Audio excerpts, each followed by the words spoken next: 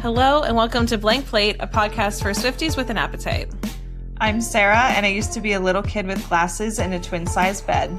I'm Laura, and I'm a mess, but I'm the mess that you wanted. And we've got a blank plate, baby, and we'll write your name. Welcome. Hey. Hey. We just said before clicking record, so much drama to unpack in this episode. Yeah. It's tea. Kind of a juicy song, and we're going to talk about the whole like Blake Lively, Taylor text situation and all that. So, yeah. Yeah. Well, before that, what's on your plate? Oh gosh, like not much because it's been like less than a week since we last recorded. Yeah, guys, we're front loading these because because Laura could pop at any moment. I could pop, and the goal is to get done with this album, and we have a few more. So, yeah. But you and I both attended a Super Bowl party on Sunday at our friend Steve and Kelly's house because they always host, which is more like the advertisement party. Like we like to watch the ads and eat good food. Yeah, and honestly, it was just so boring without Taylor Swift being involved or Travis.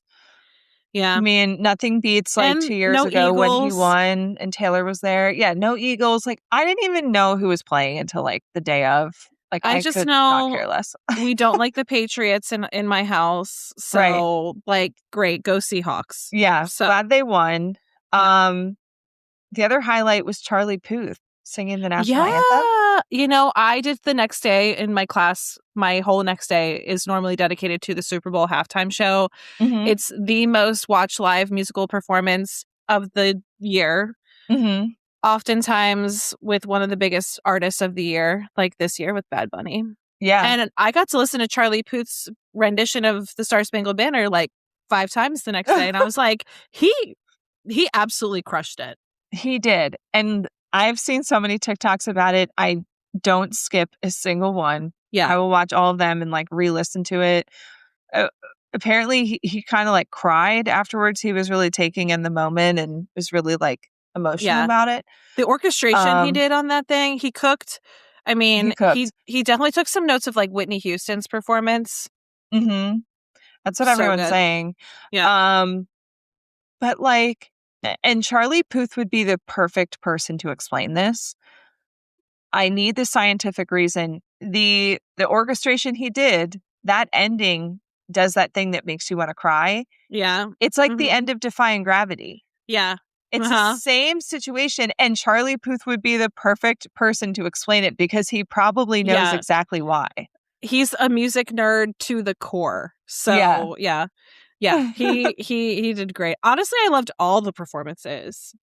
I mean, Bad Bunny was really fun. I was listening to Bad Bunny a lot the next day, and then someone drove down my street and Bad Bunny was playing super loud in their car. Yep. I think everyone was. I did a whole deep dive the next morning at 6 a.m. before classes were in, and I was like, tell me the meaning of everything, and I made a whole slide presentation. There were a lot of intentional decisions made that I feel as non-Spanish speakers went right over our head. Yeah. I thought it was brilliant. Yeah.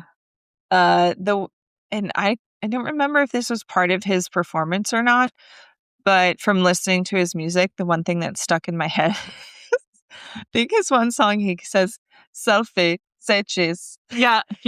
Say cheese. Yeah. Say cheese. Yeah. So that's one of my new vocal stems at the moment. Yes. Well, tell the people what you made, because they were hits. Oh, yeah. I made these caramelized Cheez-Its for one thing. So good. I don't know what they call them on TikTok or whatever, but my sister-in-law had sent the recipe to me. But all you do is you melt some butter and brown sugar together to make a goop.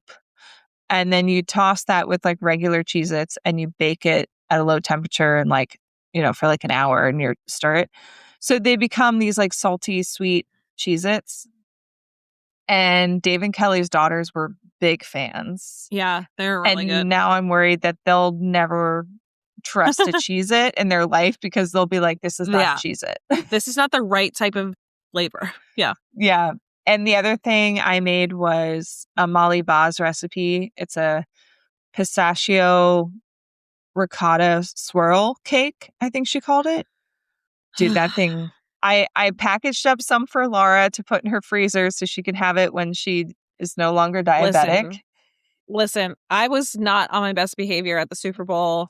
I was definitely sneaking snacks, whatever. My numbers the next morning were not good. Yeah. But that cake, I literally took one bite of this. You guys I think we'll try to find a link for both of those recipes. We can put them on. But like this recipe for this pistachio cake, I literally, my eyes rolled into the back of my head. That's how good it was. Yeah, it's like So a ricotta pound cake.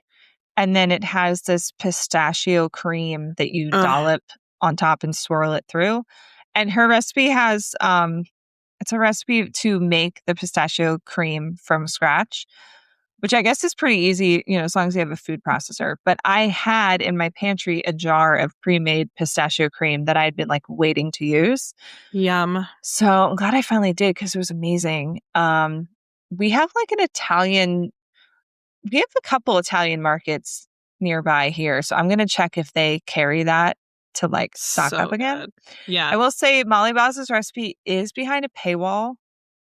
Boo. But I found someone on Reddit who shared the recipe.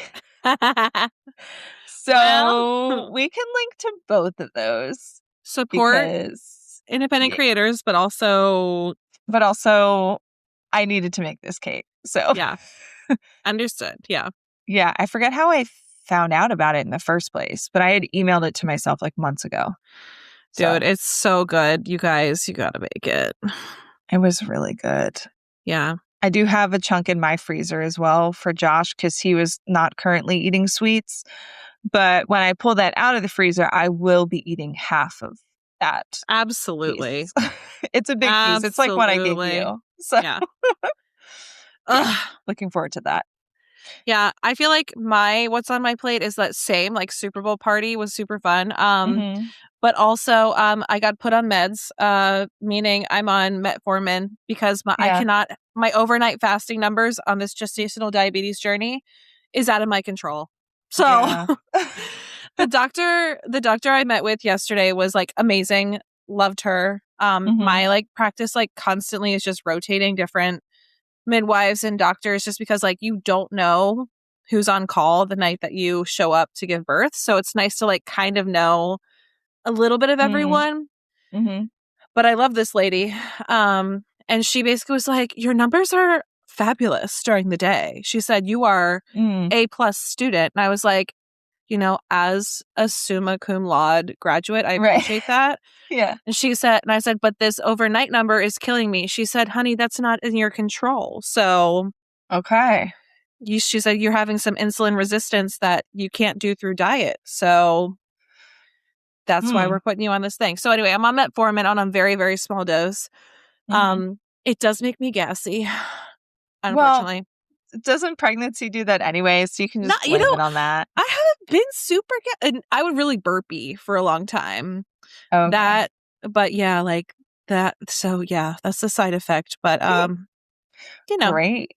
And I feel like I'm at this point now where like turning in the bed is like I feel like I'm doing a 3-point turn to get myself off the bed. It's like a huge ordeal. Yeah. So yeah, I mean, it's just fun times over here. Right. I also have decided I made a shared note app with me and Luke. That it's basically a list of all the foods that I want to eat post gestational diabetes. And I told him that if people want to see the baby, they have to pay the carb tax. Yeah. So I think that's smart. Go off the list. Yeah. What kind of stuff is on there? Oh my gosh, so many things. Like carbonara, Shake Shack, sushi, of course. Yeah. I added the Nerds gummy clusters because we had a Nerds gummy cluster ad at the Super Bowl. I was like, oh, for the juicy ones. Yeah. The new thing. I want that. Yeah. Gosh, what else? Let me see real quick. Gertrude Hawk Smidgens was my addition today. What made you think of that? Did somebody have them somewhere? Someone was doing an online sale for like their I guess their son's like Boy Scout thing. I don't know. Okay. Yeah. And I was like, a smidgen?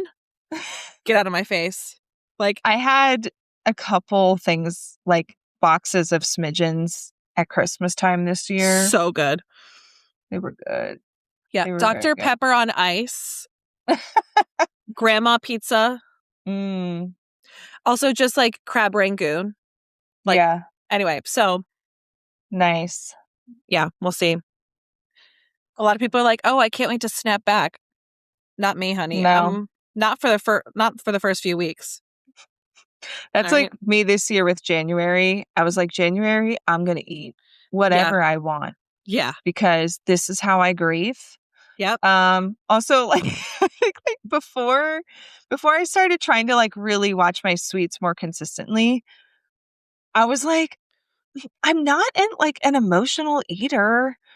Like, cause I feel like I only eat when I'm hungry, Mm-hmm. you know? It's not like, oh, I'm sad, I'm gonna eat something. Yeah, you're also a But snacker. You're not someone who has like huge meals, right? yeah, I'm better with like smaller, like maybe like 4 small meals Yeah. throughout the day. Um, but as soon as I started cutting out sweets like that, It's an like addiction. watching the sweets and I was doing like an anti-inflammatory diet. So like, just trying to eat healthy across the board. I immediately realized anytime I'm stressed or sad or excited, um, Sugar. I want like I want comfort food. I Yeah. want sweets. I want ice cream. I want Yep. Shake Shack. I want French fries. I want pizza. So I was like, oh, I think I am an emotional eater. I think we're all emotional eaters. I just want to say that, like, unless you're on like Ozempic or something that helps with that, like, Yeah, tendency, I think it's really it's common. it's really common. Yeah. Also, sugar is an addiction, straight up. Oh yeah, for sure. Surprisingly, like so in February I started like cutting way back on the sugar. It's like go time again to like be a more functional person. And like gearing up for IVF stuff, like trying to be healthy Yeah, and stuff. Surprisingly, I haven't felt that much withdrawal, that's good. which is crazy because I was eating a lot of sugar every day. Maybe your body's like, thank God I needed a rest. Maybe. You know? But I'm glad because I was really worried I was going to get like super fatigued or irritable or something. Mm-hmm. But I didn't notice any of that. Yeah. So, Well, that's a good sign. yeah. Take the win. That's what I have to Yeah, say. for sure. All Okay, right. All right. Let's get into it. let's get into it. Okay, so for our Taylor updates today, we're literally just going to focus on the Blake Lively text situation. And like we mentioned, like we're sort of front loading these episodes because I might pop. So if Hmm. anything has happened in the Taylor Swift universe and we're behind, Yeah, sorry, not sorry. So we'll catch you next time. right. And so I don't know if we've really talked about this whole Blake Lively, Justin Baldoni drama at all on our podcast. I don't really think we've touched on it, to be honest. Yeah, because Taylor was only like tangentially involved. And honestly, it's just like so messy and complicated. I think we were like, Yeah. let's just not I touch think we've that. kind of alluded to the fact that we know that something's been off with the two of them, but Yeah, we haven't really dug into it. So, right. Um, so I would say like the super simplified synopsis of this whole legal situation is that Blake Lively accused Justin Baldoni and his production company of sexually harassing her and also strategizing to destroy her reputation with a targeted smear campaign. And mhm, this has to do with the movie It Ends With Us, which is based on the book by Colleen Hoover, which mhm, came out in August of 2024. right. Um, so this whole drama started in December of 2024. Blake's co-stars and Colleen Hoover publicly supported Blake with all this. She has sued him and his production company for this. It is ongoing and scheduled for a trial in May of Mhm. 2026. There was actually a settlement conference this week. But it sounds like that's a formality and like an agreement has not been reached. So the trial is expected to go on as scheduled. They're not reaching a settlement Yeah. out of court. And then Justin countersued against Blake and her husband, Ryan Reynolds. their publicist and PR team, and the New York Times. Goodness gracious. Accusing them of defamation, extortion, and invasion of privacy, and trying to destroy his career and reputation. And a big part of his story was claiming that Blake and Ryan were like trying to steal the movie from him and take over. But his suit was dismissed in the summer of 2025. Right. And I will remind everyone that like the way that this sort of like ties in with our song today is like Blake definitely, because of this counter sue movement, was canceled essentially. Yeah. Well, and she was getting canceled before all of this with the smear campaign. Right, because the Baldoni team did a really good job of basically executing a huge smear campaign against Blake Lively. I mean, so many articles, so many things. Just like old stuff coming to the surface. Yeah. It's like a classic case of, oh, let's all decide to hate this woman together. And she was getting crap for the way she was promoting the movie, and she was promoting her new hair care line during it. And that left a bad taste in people's mouths because the movie deals with domestic violence. But it did come out that Blake was promoting the movie the way that she was contracted to. So it was Sony's decision to like, you know, promote the movie in a specific way. I mean, was it like... Which, weird? Agree to disagree, Sony. I don't know why we did that. Exactly. And that's why I think, like, all of that together, I like, for Blake to promote her new hair care line at the same time that her movie is coming out makes perfect sense on paper. Right. But when you know the content of the movie, it's like... But this is where it comes into a different direction, because that movie was not about domestic violence, which is why a lot of people like don't like the book. They don't like the movie anyway. It is like this weird gray area of like, is this a romance? Is this a rom-com? Like, are we making a statement about like, it's so like muddy and unclear that I think all of that, like, they should have had a more defined stance on what it was. Yeah. So it's more of like an issue with the movie itself, I think. Yeah. You know, I think the, you know, the powers that be should have had a clearer like vision of what the overall thing was. And what ended up happening is that there were very different perspectives happening, a bunch of different people. Yeah. Including Blake. And I think when, you know, there's sexual harassment charges and then there's a countersue, and then the argument is that, oh, she was trying to take over this movie, and then there's all these text messages that are being, you know, revealed, then it's like, this is not a good look for anyone. But there's a lot of like context that's not being talked about, because it's easy just to cancel someone versus like understanding the details. So yeah, and I think that's another reason why we didn't talk about it that much, because I don't feel super comfortable speaking on this with it being so complex and not knowing the ins and outs of it. And even for this episode today, I did a lot of research just to like feel a little bit better about speaking on it. Right. And there's still a lot to be revealed that we don't know yet, even now. So yeah. And so the way that Taylor got brought into this initially is that Justin's team was trying to subpoena Taylor. Right. And their text messages.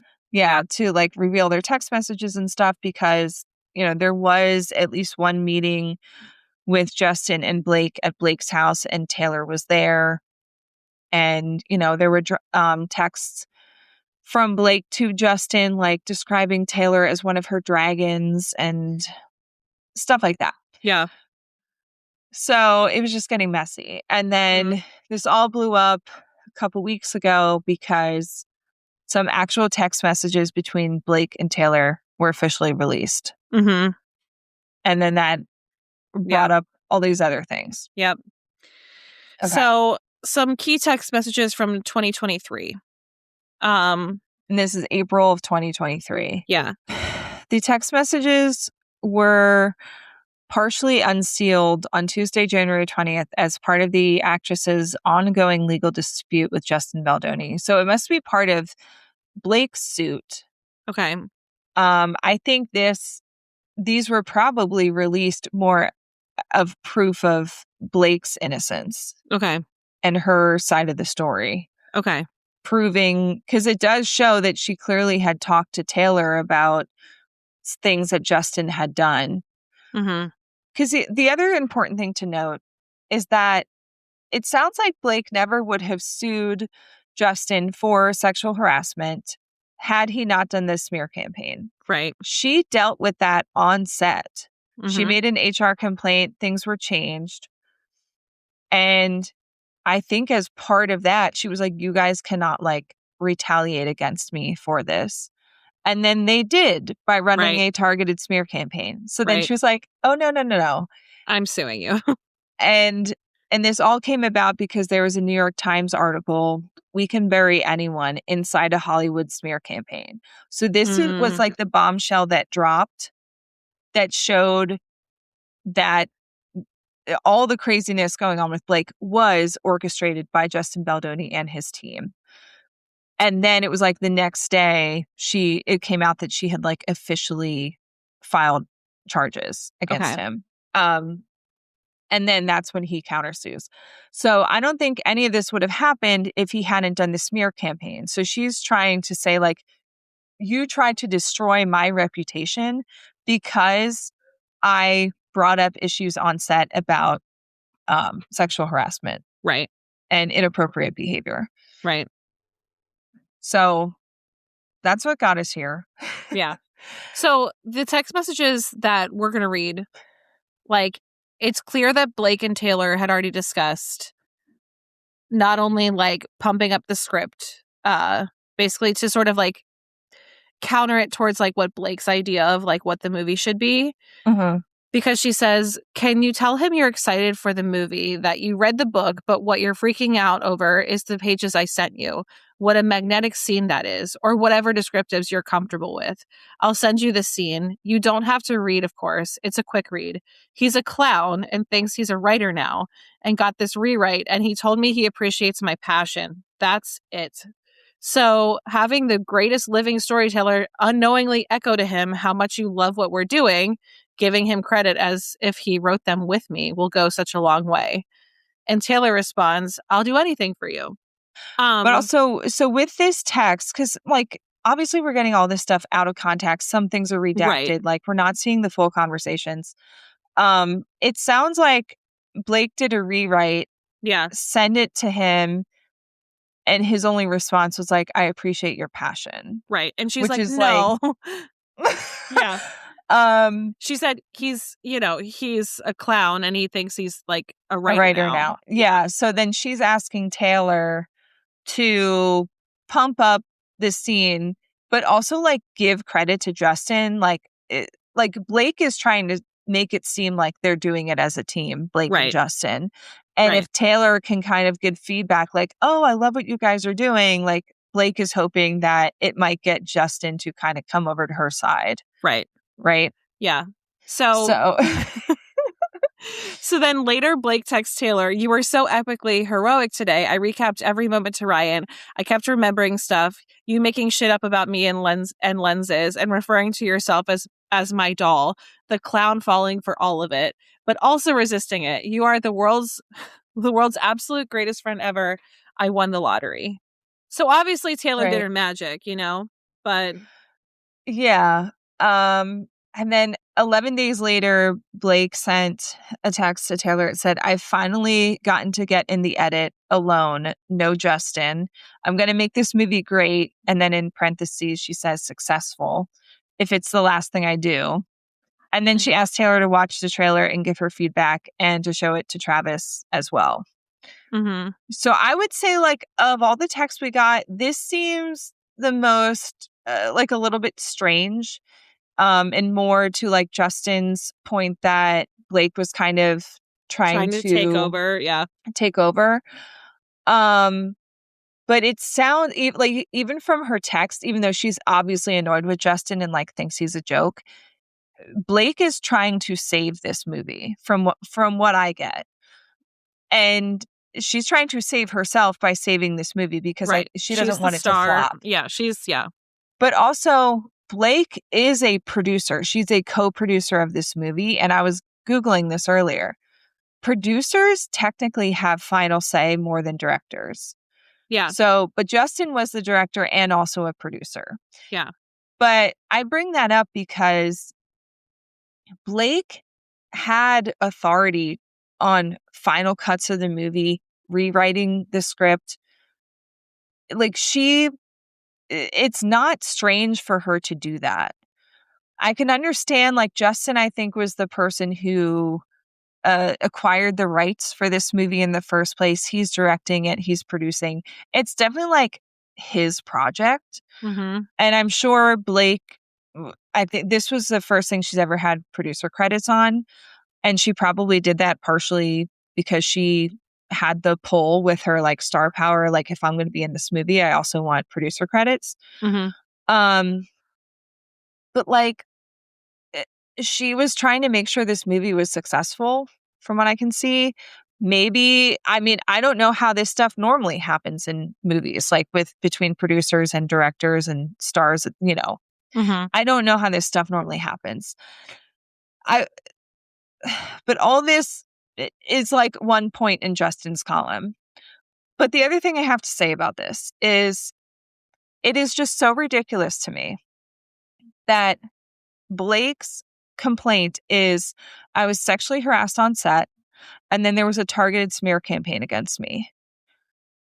And Justin is like, well, she tried to take over my movie. Like, I'm sorry, but like, those are two separate things. Yeah. And like, and him being like, they're trying to like destroy my reputation. It's classic, like, man yelling, I'm getting canceled, when really it's just the consequences of his actions. Mm-hmm. And so this just feels like he's throwing this other argument, like, again, trying to make Blake look like this bitch, honestly, who's trying to steal his movie from him when it's like, no, she was also a producer. It's also her movie. And let's not also forget, like, Colleen Hoover, who's the author of the book, also was not a fan of Justin. Like, correct. He also sort of like shoved her out of the editing space too, because there's another text that says from Blake that says the author Colleen reached out to me because Justin is on an internal smear campaign trying to get his edit through. She was horrified and reached out on her own to talk to me. Turns out he fucking lied. She's not Baha'i. Baha'i is Justin's religion. Okay. And he claimed that Colleen Hoover shared his religion. Okay, interesting.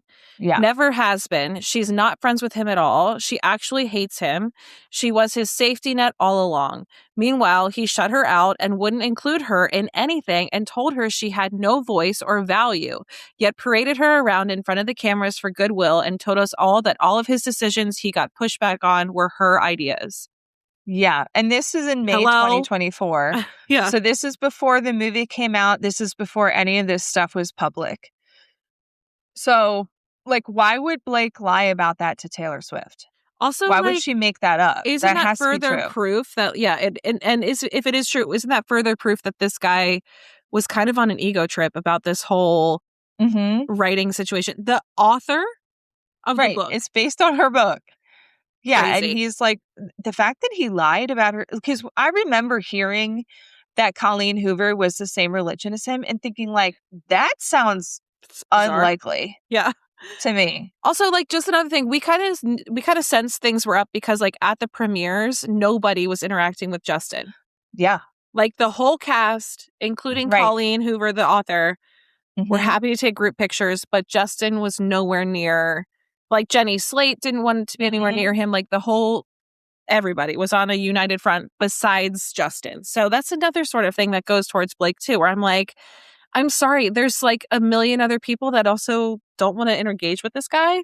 Kind of a red flag. Hello. But yet so many people want to say that Blake is the one in the wrong here. Right. Well, and Blake's lying about everything. She made everything up. Right. You know? So Blake had sent that to Taylor about Colleen. And Taylor responds, "No one should ever get into a war of wills with you. And I'm so excited to see it," which I think she means to see the movie. Mm-hmm. And then Blake says, "Anytime if you have free time, I'll send it to you. It's actually a fun watch now," which again tells me that Blake was trying to save this film because she thought it was garbage. Yeah. Yeah. Like, she already had a producer credit. If she thought it was good, she could have just left it alone. Yeah. And I feel like, okay, it's actually a fun watch. Kind of feel like about that.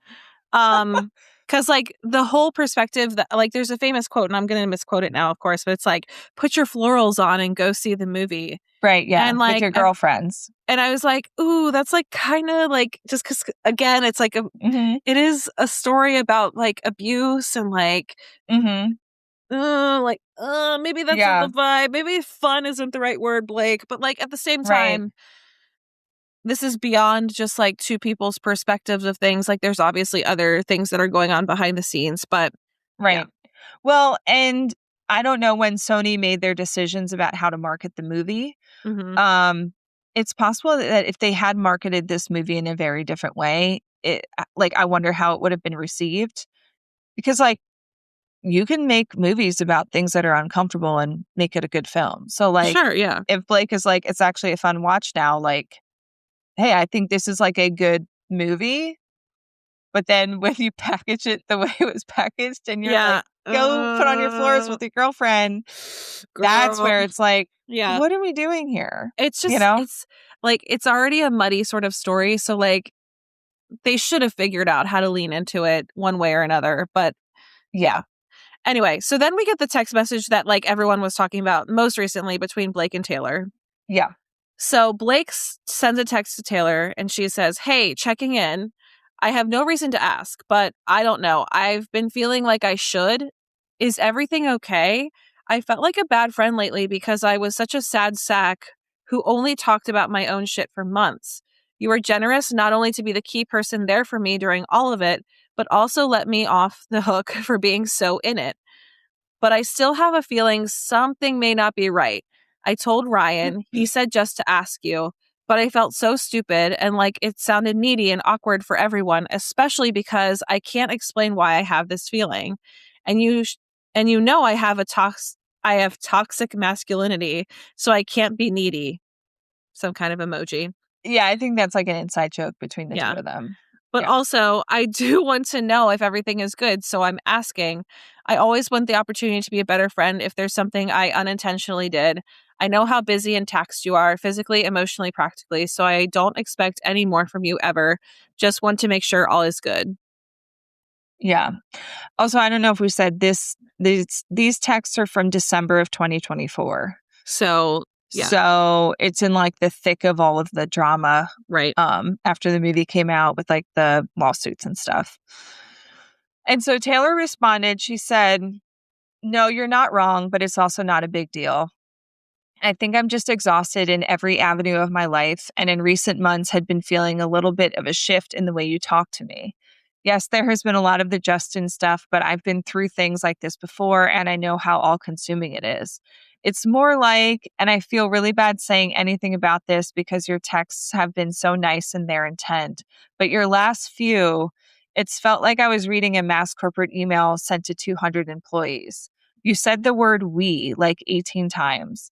And it feels awful to be in any way critical of any way you process what you've been going through, but I just kind of miss my funny, dark, normal speaking friend who talks to me as herself, not like a plural unit. When it's a group I'm hearing from, I feel distanced from you even more than we are geographically." And then there's like some redacted stuff.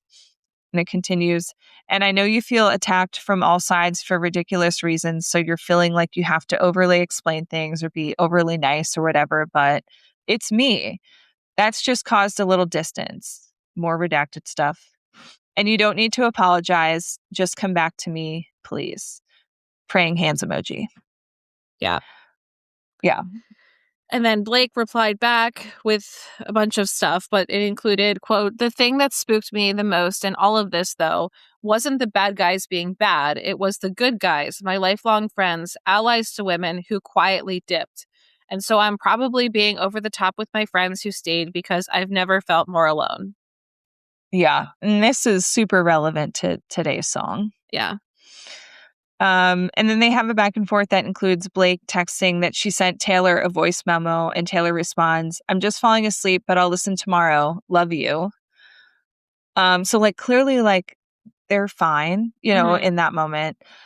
And the next day, Taylor shares a screenshot of a People magazine article about Justin saying he was sexually traumatized by an ex-girlfriend.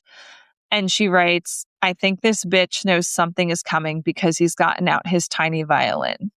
It's another kind of quote from this song Yeah. too. Which, like, the one thing people have taken from all this is like, Taylor Swift called Justin Baldoni a bitch. Like, I'm sorry, who cares? Also, like, this text exchange to me is like a very mature text that you can have amongst like friends who are actual friends. Like, you know, like addressing like, hey, did I do something wrong? I'm feeling some distance. Like, I'm so sorry if I unintentionally did something. That's like something that real friends would actually text each other because they like prioritize their relationship. And then also being able to be honest enough to be like, yeah, actually something did bother me, but it's not a big deal. Just like be normal, you know? Yeah. And also being like, I feel bad even saying this because, like, I know you're in a weird place and I've been there and, like, we all handle this differently. Like, there seem to be, like, two camps for people after reading this. Like, people who are like, Blake and Taylor are, like, mean girls. I was like, okay. I don't get that. I think that was more with, like, trying to take down Justin with, like, the script and things like that. Or Taylor calling him a bitch, which, by the way, people are calling her a mean girl or a bully. No, she's not. She texted this to her best friend. If she was a bully, she would have said it to his face. Expose all your text messages, okay? Yeah, like the things that we've written to each other. I mean, come on. Yeah. I don't want the New York Times publishing them, okay? No. But yeah, I think a lot of people read these texts between the two of them and see two adult women who very healthily like expressed themselves to each other and work through conflict without being like accusatory or anything, and just like it's just healthy communication. Yeah. That's how adults like overcome hard situations. They like communicate. Yeah. Like I even sent you a message about a friend of mine. I was like, can you imagine if so-and-so could communicate with me could communicate that effectively? Yeah. That maturely? Yeah. Could never be them. So no, like if this just shows me that Taylor is a great friend, and things were a little weird with her and Blake. I don't know where they stand now. That's like a huge question. I feel like that's a questionable thing too. I feel like, Taylor probably intentionally put some distance between herself and Blake. But also seems like there were some things that she felt a certain way about anyway. But like, I mean, I feel like these two are fine. I think they're fine. My guess is that they made a mutual decision to not be seen together. Yeah. Because of all of this and Taylor being brought into it, and may have even made a decision to not even text each other because Blake knew our text messages may get used in this case. So I love you, but we let's distance each other from ourselves until this sorts itself out. I think that that's what makes the most sense. Plus, like, just because we don't see Taylor publicly with someone doesn't mean they're not friends anymore. Well, right. Like, and especially in this situation where Blake is like not going out in general a lot. Yeah, we don't see her very often. She's not like, she's not palling around NYC. And if Blake is being a good friend to Taylor, she would say, "Hey, I'm not going to go to the Super Bowl with you this year because if I do, the only headline is going to be Blake Lively was at the Super Bowl with Taylor Swift." Like, give it a minute, and then they'll, Yeah. So who knows how these things work? But that would be my guess. Talking about this New York Times article, that this came out in December 21st, 2024. New York Times released the expose titled we can bury anyone inside a Hollywood smear campaign. Mm-hmm. Then WME drops Justin Baldoni, his talent agency.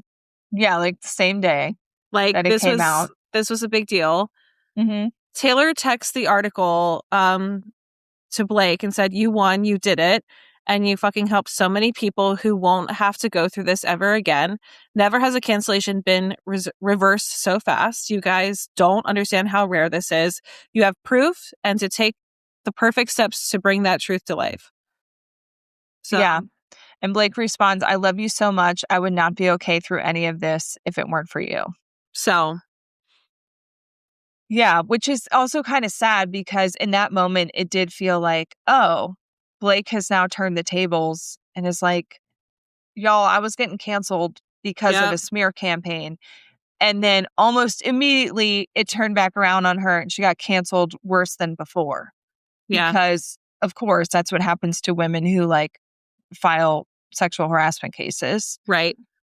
So, and I just wanted to point out that there were also texts released by Jenny Slate. I don't know who Jenny was texting in the text, but Jenny does not like Justin Baldoni at all. No, And one of the texts that was released said, "Justin is truly a false ally, and I'm unwilling to do anything that promotes the image that he's crafting as a male feminist." Like, honestly, I have no words to describe what a fraud he is. He's the biggest clown and the most intense narcissist.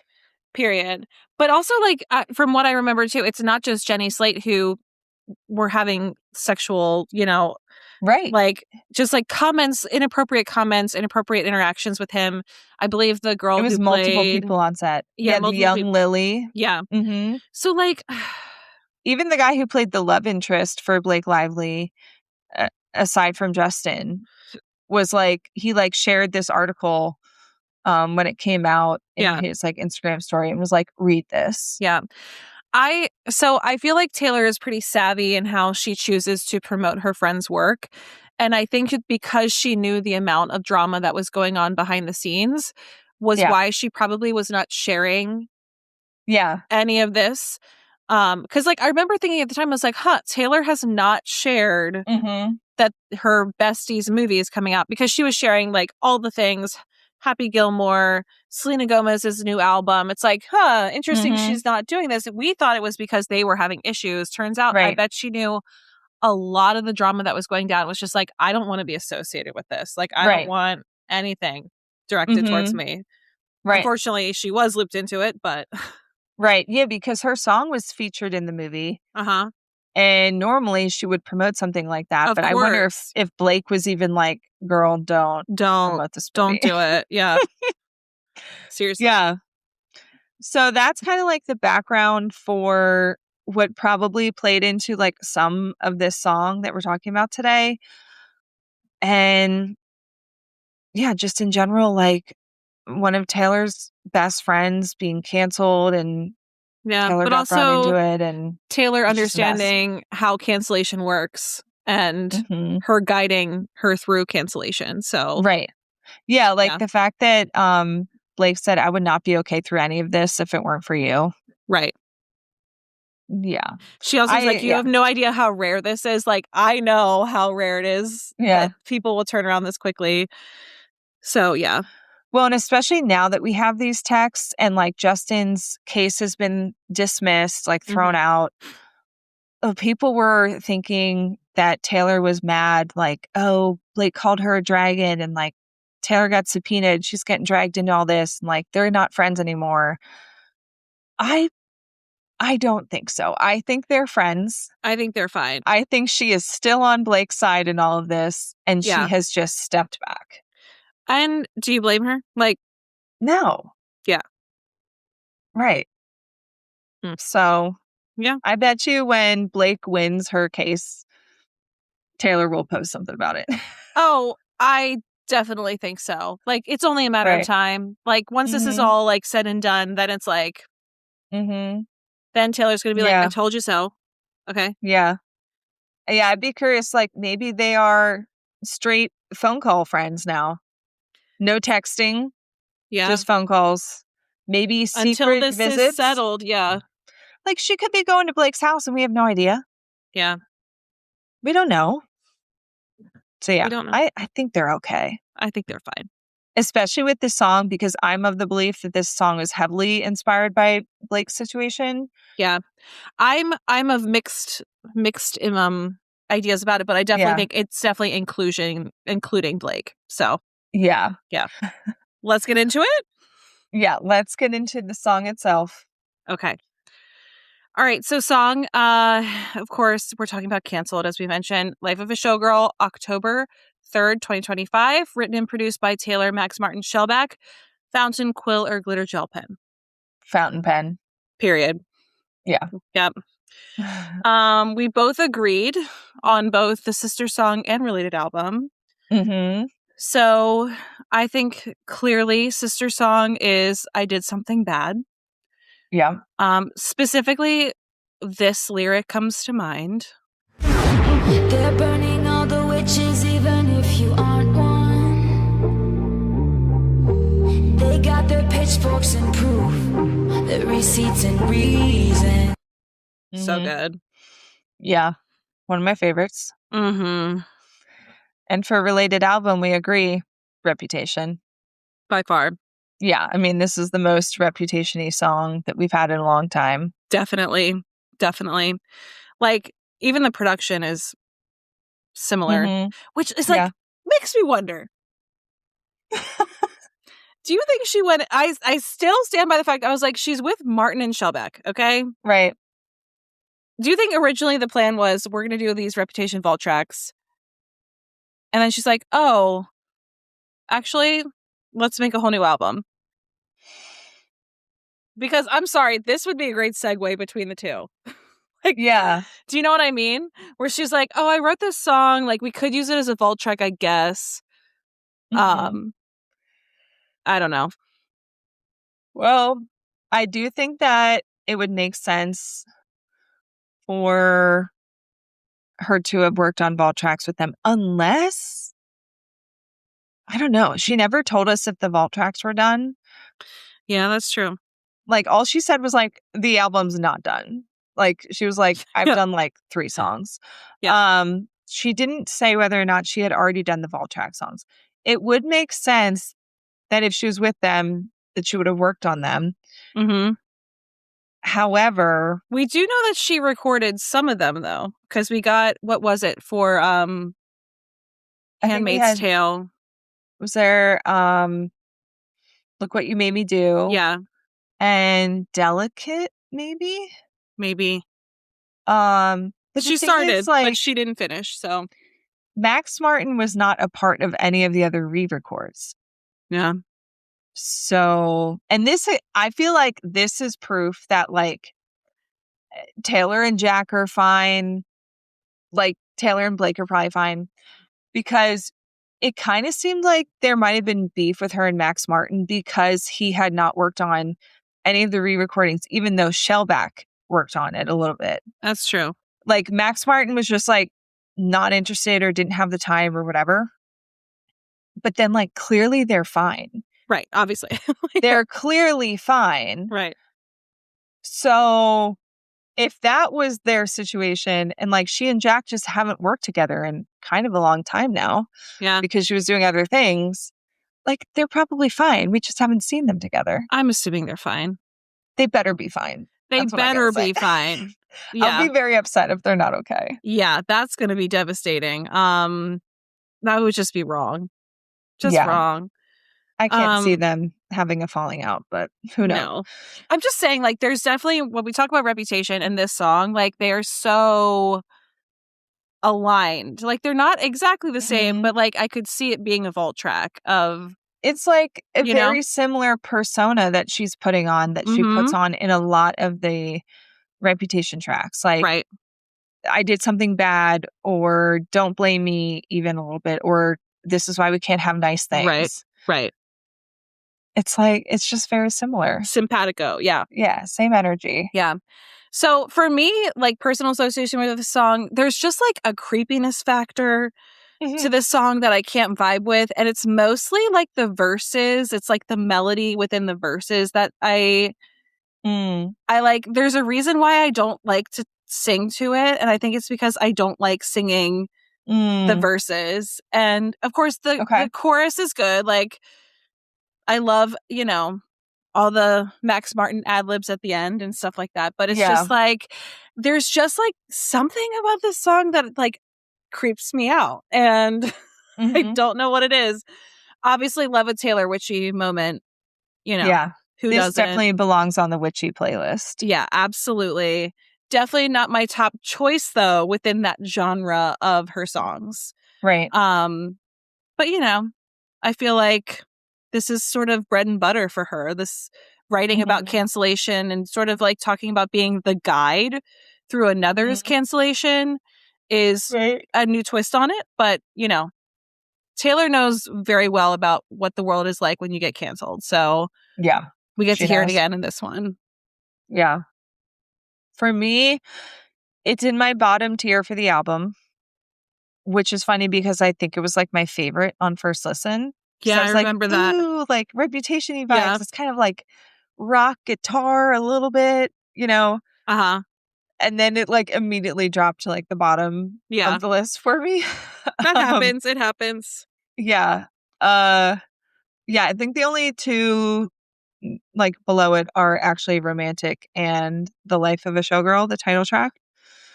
But I think even with that, I think I enjoy this song maybe more than the average person, like the average Swiftie, at least, from the rumblings I've seen on the internet. It's hard to say. So like I like it. It doesn't mean I dislike it. I think it's also because it is kind of a wild card in the album with the tone. So maybe that's why, like, when I'm listening to the album, it is a wild card. Yeah. I'm like, no, I want to listen to Honey, Right. No, I'm trying to listen to like Honey and then Wood. Okay. Right. And like Wishlist. And then there's Canceled. You're like, whoa. Right. And I very much get the vibe from this song that it's specifically about how women gets canceled for like the stupidest shit. Whereas like men are like hopefully getting canceled for things like sexual assault. And then in some cases, like not even. Right. Whereas like Lively is getting canceled for promoting her hair care line when her movie comes out. Right. You know what I mean? Blake Lively is getting canceled for producing when she's a producer. Yes, exactly. Versus a sexual assault claim. Right. Yeah. So knowing what we know of Taylor, I think this song makes a lot of sense with what she's been through. It's like, again, I heard this song. I was like, yeah, I get it. Immediately, I get it. Yeah. You don't have to explain we it to me. understand. Yeah.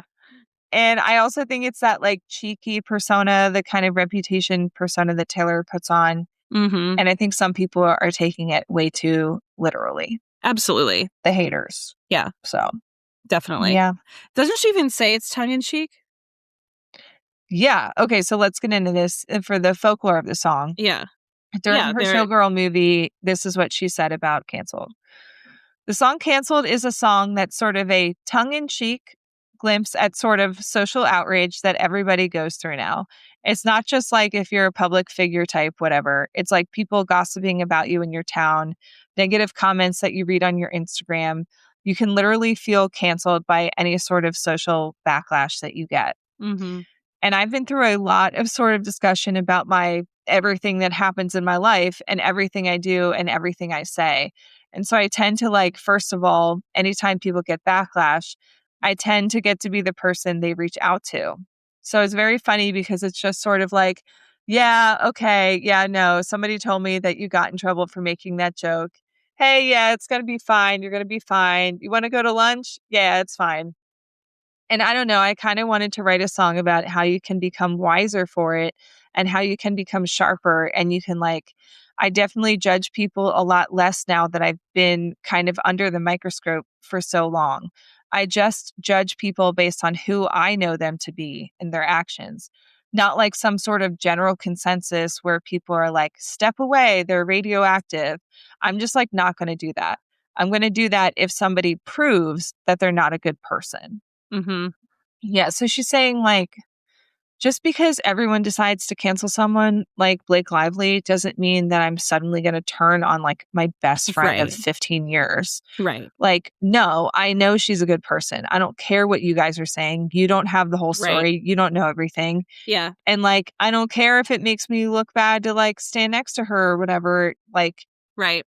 they're my friend. And unless they prove to me that they're a bad person, I'm going to And like believe that they're not, because that's what they've shown me to be. Taylor's had so many friends who've been canceled, and she's like, I don't care because I know who they are. Lena Dunham, Blake Lively, Right. Sophie Turner, Selena Gomez, Sabrina Carpenter, like all these people have had their moment where fans and people have turned on them.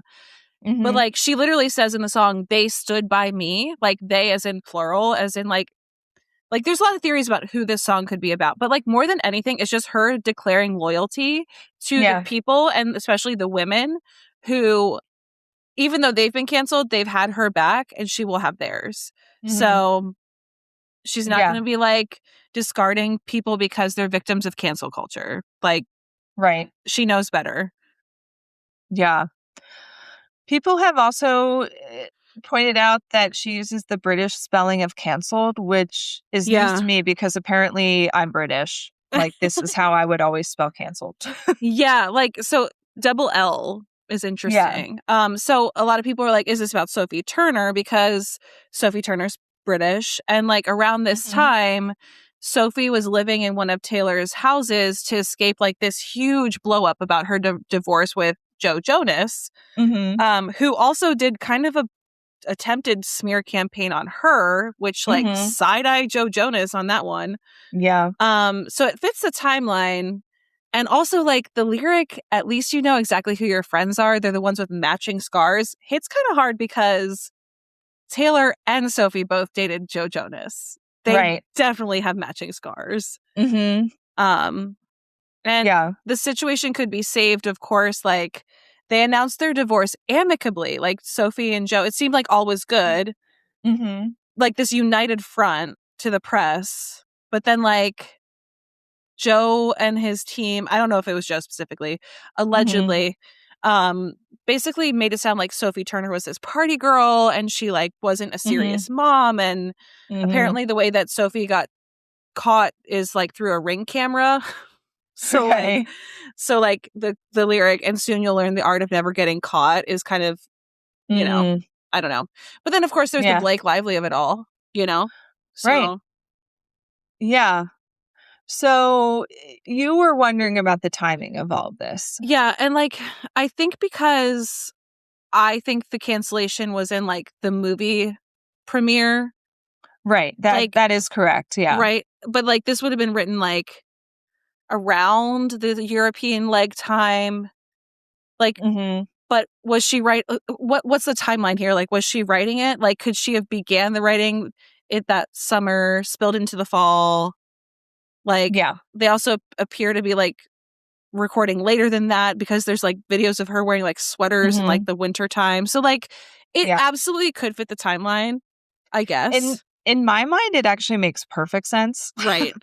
Because I couldn't find the direct quote, but I feel like Taylor said, well, she did say, I wrote this during the summer on tour, right? During the European leg. And it all came about after she had her show in Stockholm. So in my mind, it's like, okay, the bulk of this was written during the summer. She started working on the tour, working on the album in the summer European leg. And so her last show of the European leg was August 20th in London. And then she was in Miami to kick it off again in October. So the month of September, she was completely wide open. She was probably still flying to Stockholm to record, finalize the album, do whatever.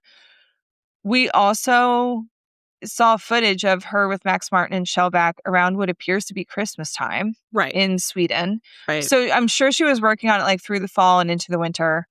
Also, September is still technically summer, okay? Right. And we know Taylor can write a song in a week.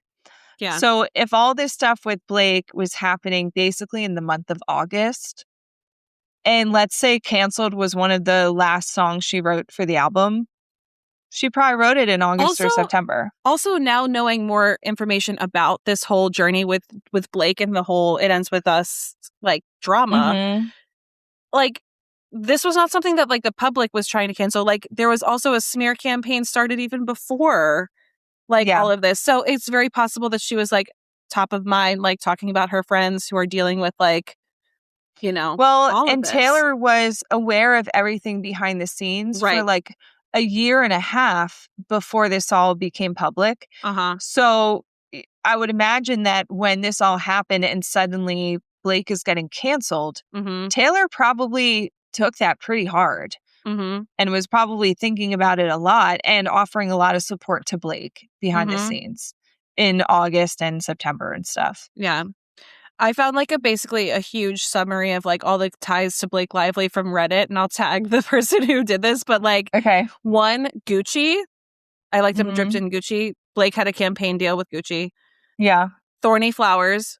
Like Blake plays a florist named Lily Bloom, and It Ends With Us. Yeah. Which bring your friends and your florals. Like Right. Whiskey Sour. Blake got criticized for promoting her sour bourbon mocktail during this time, in addition to her hair campaign, because she has Okay. a liquor company. Yeah. Yeah, it's like named Mhm. after her grandmother. Anyway, joke only a man could. Blake got in a lot of criticism when a video resurfaced of her joking about a baby bump with the interviewer. That's like one of the things that people were spreading around at the time. Mhm. Girl boss too close to the sun is something that Candace Owens said about Blake and Taylor when everyone was claiming they were mean girls. Mhm. Did you have too much fun? Basically, like not taking It Ends With Us too like seriously enough. Mhm. Tone deaf and hot. I mean, like same thing. Right.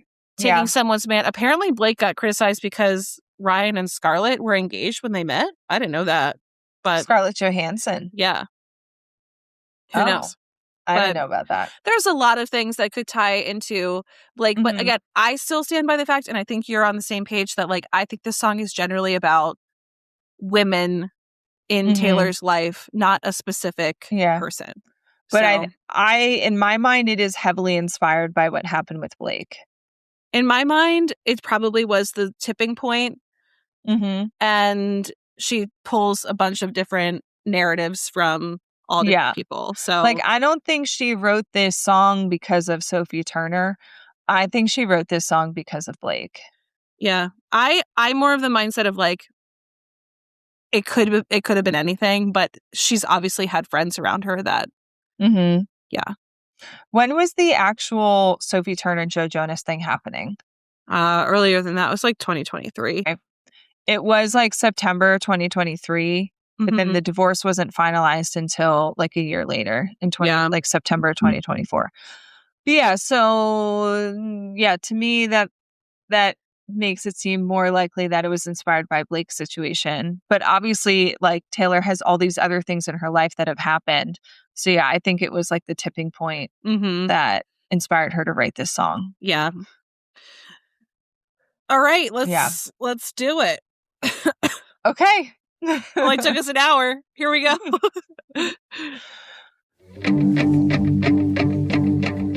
You thought that it would be okay at first. The situation could be saved, of course, but they'd already picked out your grave and hers. Beware the wrath of masked crusaders. Mhm. Mhm. Mhm. Okay. It's something about that, like I don't know what like I don't know if it's like Mixolydian. I don't know what mode this song is in, but there's Mhm. something about it I don't like. That's how I feel about Safe and Sound. Really? Because like Safe and Sound to me is not as creepy.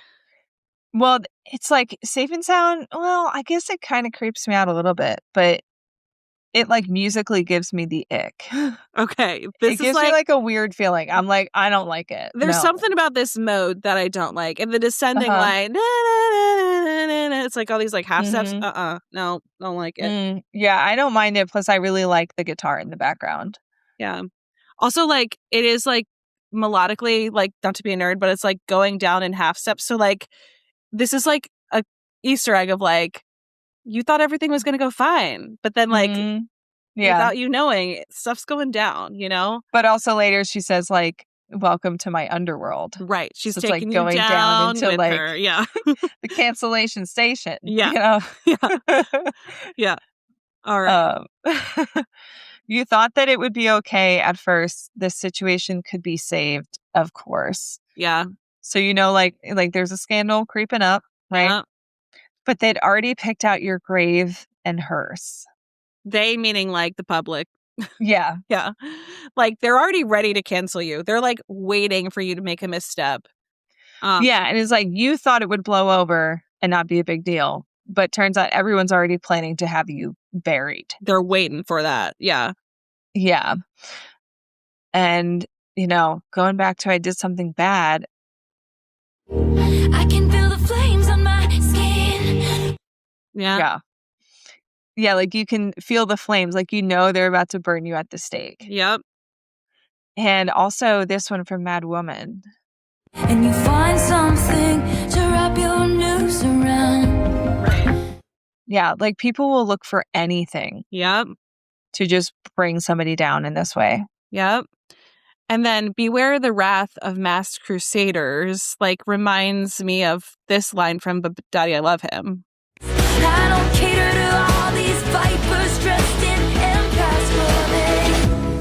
empath. These people who pretend to be like empathetic, but really they're just waiting for you to like go down. Yeah. And that this also made me think of that clip you played earlier from I Did Something Bad, but I'm going to play it again because it's so good. So here's this. They're burning all the witches even if you aren't one. They got their pitchforks and proof, their receipts and reason. Yeah. This is very I Did Something Bad. Oh, yeah. They'd already picked out your grave and hearse. Yep. They got their receipts and reasons. They're ready. They're like ready to take you down. Yeah. Okay. Pre-chorus. Did your girl boss too close to the sun? Did they catch you having far too much fun? Come with me, when they see us, they'll run. Something wicked this way comes. I'm waiting for that. Yeah. Yeah. Right. Did you girl boss too close to the sun? Oh boy. Well, this was a quote-ish that Candace Owens said. She said, girl bosses who flew too close to the sun, describing Blake and Taylor when this, you know, first came to light. And was that that was during the whole It Ends With Us drama situation? Initially, when everyone's like, oh, Blake's just trying to take over. And, you know, when the first smear campaign sort of started. Actually, hold on. Let me Google that real quick. Hold on. I want to get a date for that. This changes the timeline even more. Okay. Candace Owens said that in January of 2025. Interesting. So was that a coincidence or was Taylor still writing Showgirl in January? Maybe. I mean, it seems like very specific, right? Right. Yeah. Yeah. Especially since it was said about Taylor and Blake. Yeah. Yeah, it's January. You're right. Interesting. Anyway. Who knows? Who knows? Did they catch you having far too much fun? I'm going to bring it back to one of our favorite songs to reference, which is Nothing New. So good. They tell you while you're young, girls go out and have your fun. Then they hunt and slay the ones who actually do it. Yep. Yeah. Did they catch you having far too much fun? It's like, oh, go out and have fun, girls. Actually, you did it wrong. like you're having too much fun. Stop it. We're taking you down. Yeah. Girls, they just want to have fun. Yeah. Not too much, though. Come with me, when they see us, they'll run. I love this line because I feel like it's like Taylor knowing her power and how she can help someone's reputation with it. And this makes me think of her stepping out with Sophie Turner after the breakup. Everyone was like, oh, girl power. She's like, Yeah. It's like, come with me. If you're with me, they're not going to come after Everyone's you. like, I want to be a fly on the wall at that dinner. I want to Right. hear exactly what they're talking about. Yeah. Also, Mhm. totally makes me think of the Bad Blood music video. Like, I know, like, Mhm. that was something Taylor sort of got canceled on, but, like, For having too many friends. she has too many hot friends, okay? Too many hot friends, and she's not friends with everyone else in the world. But, like, it's just the image in my brain. It's not even, like, that specific girl squad, but it's basically, like, that, like, idea of, like, these badass women that are just, like, dressed in leather and black and can just, like, take them down. Like, whatever. I don't know. Mhm. Also, something wicked this way comes. MacBeth, walk in. Shakespeare. She said, oh, witchy vibes. You got them. Mhm. You got them. Yeah. Toil. Okay. All right, let's do chorus 1. Okay. Good thing I like my friends canceled. I like 'em cooked in Gucci and in scandal. Like my whiskey sour and poison thorny flowers. Welcome to my underworld where it gets quite dark. At least you know exactly who your friends are. They're the ones with matching scars. Mhm. There's a lot to say Okay. about this, actually. Remember how we're like, oh, it's going to be so simple to talk about Showgirl. And now we're like, notes are this long. Right. Yeah. That always happens. Yeah. Except for Wood. Wood was a pretty What? short I mean, episode. yeah. Yeah. All right. One of the lines I think people are taking way too literally in the Showgirl I album agree. is I like them cloaked in Gucci and in scandal. Like, I've definitely seen TikTok videos or whatever of people like being like, Taylor, are you real? Like, honey, are you saying that you want your friends to be doused in scandal? No, she's not. It's tongue in cheek. Okay. I can't with these people. It's like, Taylor wants all of her friends to be scandalous. She only surrounds herself with people no. who like do shady shit. That's who Taylor Swift is. No. Listen, no. It's like, it's supposed to be like making fun of it. It's like, listen, Yeah. it's like, listen, you're fine. I like my friends canceled. LOL. Right. Like, it's tongue in cheek. Okay. Yeah. Okay. Ugh. Like my whiskey sour. Mhm. Us too. Yeah. Which is a she likes great her whiskey line. drink. Yeah. Like Which- saying that she prefers it sour, Right. but a whiskey sour is a drink, and it's like the best drink. It's an amazing drink. Yes. Absolutely. Only if there's egg white in it. Don't give me a whiskey sour without egg white. You're dead to That's me. not a whiskey sour. That's I something know. else. I agree. Don't come at me with that bullshit. No. And of course, this line, okay, so it's funny how sometimes when we analyze these songs and we're like making notes and I'm like, oh, when did she mention like thorns before? Let me just look that up. Oh, call it what you want. Okay. And then then that opens up like a whole new vortex of Taylor Swift lore. Yeah. Right. So, Right. So let me just play. Okay. So flowers, thorns, right? And then this relates. All my flowers grew back as thorns. Okay. All right. Yeah. Which, like, I kind of love this. Okay. So in Reputation, Taylor said her flowers grew back as thorns, right? Like she's meaning like she was delicate and soft, but like she's toughened up. She doesn't see things as like as rosy anymore. She's slightly jaded. She's more protective of herself, right? Right. But then this lyric, like poison thorny flowers, points to the fact that she still has those thorns, but she also has flowers again. Yeah. So she's grown to distrust the world and have that self-protection. This time they're poison. So she's able to be like appear rosy and flowery because she still has flowers. But she's ready to take anyone down who is going to be, you know, coming her way. So like now she's able to do both things at once. Yeah. Okay. So I'm like, okay, the Taylor Swift vortex has opened up. And I was just like, great. She probably didn't know when she wrote that, but that's where my brain went. So yeah. Yeah. Welcome to my underworld where it gets quite dark. Yeah. I love that line because it's literal and figurative. So the darkness of an underworld, like being devoid of light, but also dark, like dealing with heavy, intense stuff. Like, Yeah. it gets quite dark here. Yeah. It also reminds me of the Carmen music video. Do you remember that scene where like she has like that mask? Yeah. And it's like all the people like dancing behind her. Right. That's her Underworld. Yeah. But yeah, like it is like dark, intense stuff. Yeah. Mm-hmm. At least you know exactly who your friends are. One of the benefits of cancellation is that you do really get to see who sticks around and is there for you versus fake friendships. And Taylor's been through that. Like when she went through her major cancellation, like Blake's one of those friends who was there before and after and during. And I'm sure like the same way Blake described people like quietly dipping out of like her friendships. Yeah. Taylor probably had several people who did that as well. And she's like, oh, you were never really my friend. Oh, lesson learned. You were only here when it was easy to be here. Right. And like, you'll know exactly who your friends are. They're the one with matching scars because like they've been through similar experiences, same sources of pain, same sort of situations. So like, well, first of all, Taylor talks a lot about scars.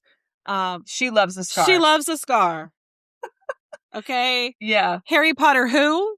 Like in the Taylor Swift like word bubble, what do they call those things? Word association bubbles. Yeah, it's like, yeah, I know what you mean. The words that are used more or bigger. Yeah. Scar is one of the ones that you'll see right away. Oh yeah. What would be other ones? Let me think. Grave. Gray. Blue.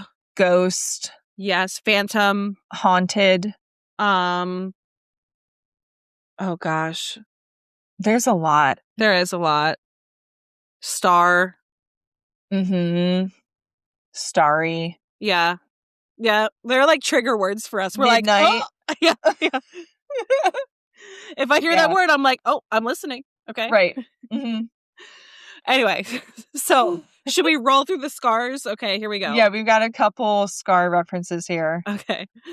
It still hurts underneath my scars from when they pulled me apart. Okay. Let me get this one. But when I count the scars, there's a moment of truth that there wouldn't be this if there hadn't been you. Willow. Show me the places where the others gave you scars. And Cardigan.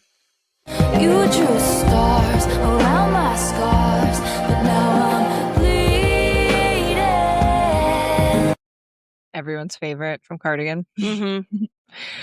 I also love this line because there's a line in the new Noah Kahn song that reminds me of it. His song, The Great Divide. And when I like first heard this, I was like, this feels like a very Swiftian lyric to me anyway. Yeah, but it is. In his song, he says, we got cigarette burns in the same side of our hands. We ain't friends. We're just morons who broke skin in the same spot. And like, I hadn't thought about like matching scars, or maybe I did like in the back of my head. But this also reminds me of like, you're not Dylan Thomas. I'm not Patti Smith. Yep. Like, we're modern idiots. Yep. It's like, we ain't friends. We're just morons with matching scars. Yep. Very Swiftian. Yes, I think that's a good association. Yeah. Okay. Verse 2. It's easy to love you when you're popular.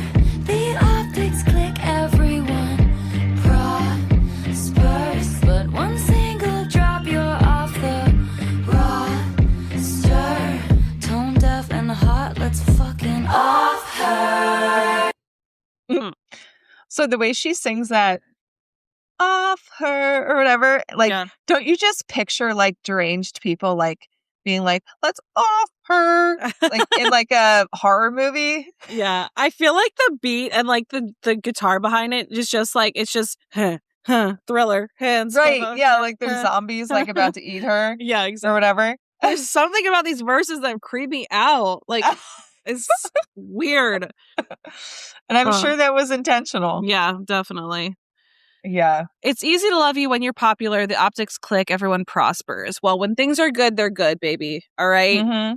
One single Right. drop, you're off the roster. Yeah, like when Taylor Swift is on top of the world, it's easy to be friends with her. Of course, it's easy to be a Like- Swiftie when things are good, but have you been there through the bad times? Okay. I have. You were. I have. The only time I've experienced that really was like when people were like, "Oh my god, Showgirl is like she's a Nazi." I was like, "No, she's not." Right. Which like very minor in comparison to Reputation, of course, but Right. Yeah. anyway. Yeah. Like it's easy to be your friend when everyone likes you. Only the real ones stick around when it's not easy to be close to you Mhm. because of the optics and like the mom mentality. And Yep. like I said, that's what Blake talked about in her text. It's Yep. like, oh, the thing that's really surprising to me is the people who dropped off. Yep. You know, like I'm not surprised that like Justin Baldoni is like a shady character who Of did course. crappy stuff. But what I am surprised by is people who I thought were my friends and who were like and silently distance themselves. It's yeah. like, oh, I'm gonna step away from this one. Yeah. Well, you will know who your friends are. Mm-hmm. Yep. All right. Pre-chorus 2. Did you make a joke only a man could? Were you just too smug for your own good? Or bring a tiny violin to a knife fight? Baby, that all ends tonight. That's one of my favorite parts. I love the part where she's like, well, you're just too smug for your own good. It is low-key like Sweeney Todd. You know what I mean? Like, I can see him like, did you make a joke only a man could? Right. And It's then like, like, yeah, you like- make a smug for your own good. I can imagine it on stage. It's like Yes, chorus 1, chorus 2. Yeah. exactly. Did you bring You a got tiny the, like- line to a gunfight? Yeah, the guy who just like pops out and like says that one line, you know? Yeah. It's like giving Les Mis. It's giving Les Mis. It's giving like Sweeney Yeah. Todd. Yeah. Okay, see, this is what, and we'll talk about more later. I said this song to me is giving Broadway. Okay, It's now I giving- get it. Now I Okay? get it. Because I was like, I don't get it. It's so theatrical, like the way she sings that, like, well, you just too smug for your own good. Now I understand. Because And I was like, you were like Chicago. I was like, no, girl. I was just like, I'm Yeah. thinking like, but yeah, like the darkness of like Cell Block Tango or something like, I don't know, Yeah. but it has that theatricality of listen, Cell Block Broadway. Tango is the vibe of the girls involved in this cancellation crew Yeah, with Sweeney Todd creepy vibes yeah, in a weird musical theater way. Yeah. right. Yeah, but yeah, like it just hit me the one day listening to this. I'm like, wait, this is Broadway. I can see it on stage. I can picture it. It's so theatrical. I'm seeing it now. I definitely am Okay. seeing it now. Yeah. Oh my God. It was probably that line that tipped me off. It's just like, I can just see different people singing it on stage. It's like too Yeah. funny. I'm also even picturing like in Beauty and the Beast when like the baker comes out like, I need 6 eggs. That's too expensive. Yeah, exactly. Good thing I like my friends. Yeah. Everyone's dancing and someone's holding a lantern. Like, Hey, Female Rage the musical. I mean, it Right? could happen. It could happen. absolutely. Oh This my would God. fit right in Sure that would. show. Oh my God. Okay. Did you make a joke only a man could? This makes me think of Sabrina Carpenter. Remember how everyone was so mad about the like image of Mhm. her on her album cover from Man's Best Friend? Yeah. Like, Mhm. ew, like that's disgusting. Okay. Yeah. She's too Well- raunchy. She's too raunchy with her lyrics. Well, and also what I was saying about Blake, like how Justin's like, she's trying to steal my movie from me when she's a producer. Right. Can you imagine this being a story about a male producer? No. Like if the co-producer was a man and Justin Baldoni was like, he tried to steal my movie from me, Well, no one would pay attention. It's not No. it's not salacious enough. Yeah. it would not be a story. Yeah. And Yeah. you wouldn't be like suing that person. And there wouldn't be tons of headlines about like, ooh, what was he texting his friends? Like what Right. catty behavior. No, it just wouldn't happen. Right. Also, like, were you just too smug for your own good? Reminds me of a quote that Taylor said. I forget what interview, but she said, sorry, was I loud in my own house that I bought with the songs that I wrote about my own life? Like, Because like Yeah. people are like so ridiculous, especially in the treatment of women. It's like, you better be so gracious and you better not show off too much. And you better, you know what I mean? Like, oh, you were too smug. Like she thinks she's so high and mighty. It's like, actually, I deserve to be high and mighty. So yeah. Yeah. Or bring a tiny violin to a knife fight. Okay, this line has more meaning now that Taylor said, what did the actual text say? She said, I think this bitch. Hold on. I know it's in here. Yeah. Okay. You just have to scroll up in our notes.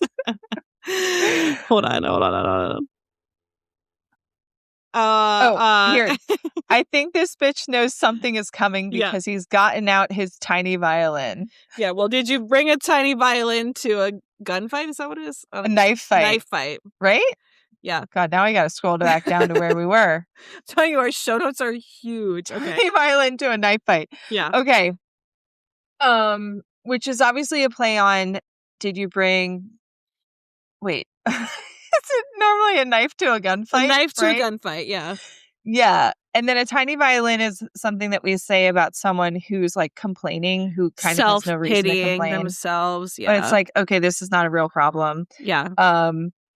Yeah. So I guess, is she saying like from like the perspective of a woman being canceled for doing this, right?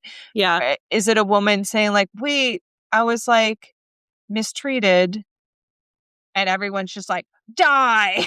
You know? I think it's They're like, we don't like you. You were selling hair products and you tried to steal his movie. Did you bring a tiny violin to a knife fight? Is like basically like you were ill prepared and you were feeling bad for yourself. And people were like, I don't care. Let's take her down. Like, you know? Yeah. So it also reminds me of this line from I Did Something Bad. So I play him like a violin. Right? And of course, like the actual association of the like knife to a gunfight is from Call It What You Want. Right. My castle crumbled overnight. I brought a knife to a gunfight. They took the crown, but it's all right. Have you listened to the Dolby Atmos stems of this song? Oh my God. Josh became obsessed with it the one night it came up on his TikTok. Oh. And I can usually tell, you know, like if he's in bed next to me on TikTok and I can tell he's lingering on this sound. Yeah. And I know what he likes. And I was like, do you know what that's from? I was like, that's a Taylor song from Reputation. Yeah. And then he was like feverishly searching for it on Spotify. And I don't think it's it really is. Good. It is really good. I listened to this song in the car yesterday and I was like trying to hear it. And it is really hard to hear it when you're listening to the actual song. Yeah. And I saw one of the comments on TikTok was killing me. It said Jack put his whole producy into this one. I saw a comment that was like, "Yeah, girl, I wouldn't want to re-record it either. Like I wouldn't re-record it either. No." Also, like I saw a TikTok the other day that I sent you, and like it hit so hard that I'm now back in Tortured Poets land, where it's just like when all of a sudden you realize that Tortured Poets was like the best piece of music you've ever heard in your entire life, and it's just the opening of like, I think it's Fresh Out the Slammer. I don't know, and I was just like, oh my God, that is an amazing album. Like, oh my I God. need to listen.